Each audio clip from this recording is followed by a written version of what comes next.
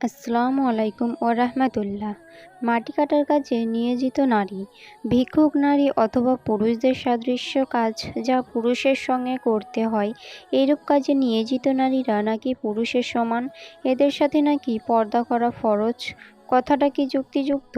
যেসব নারীরা শরিয়তের গুরুত্বপূর্ণ পর্দার ফরজ বিধান লঙ্ঘন করে পুরুষদের মাঝে ঘুরে বেড়ায় ভিক্ষুক হয়ে, মাটি কাটার কাজে অথবা যে কোনো প্রফেশনে, শরিয়তের ভাষায় এদেরকে মুতাজিলাত, পুরুষদের সাদৃশ্য গ্রহণকারিণী বলা হয়।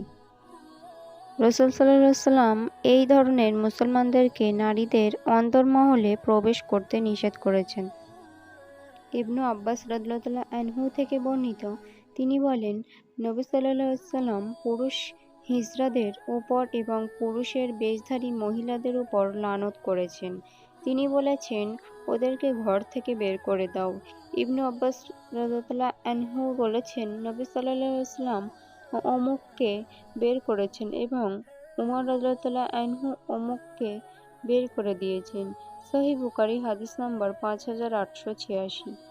এর অনেকগুলো হিকমতের মাঝে একটি হিকমত হলো এই, এরা যেন নারীদের সৌন্দর্য ও অবয়ব ভালোভাবে দেখে পুরুষদের মাঝে বলে কয়ে বেড়াতে না পারে।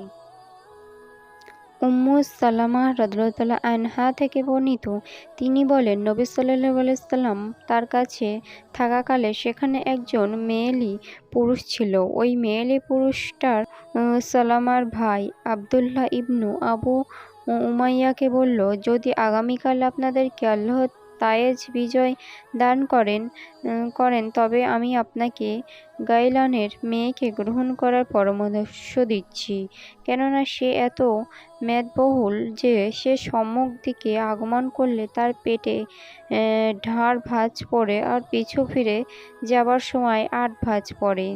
একথা শুনে নবী সাল্লাল্লাহু আলাইহি ওয়াসাল্লাম,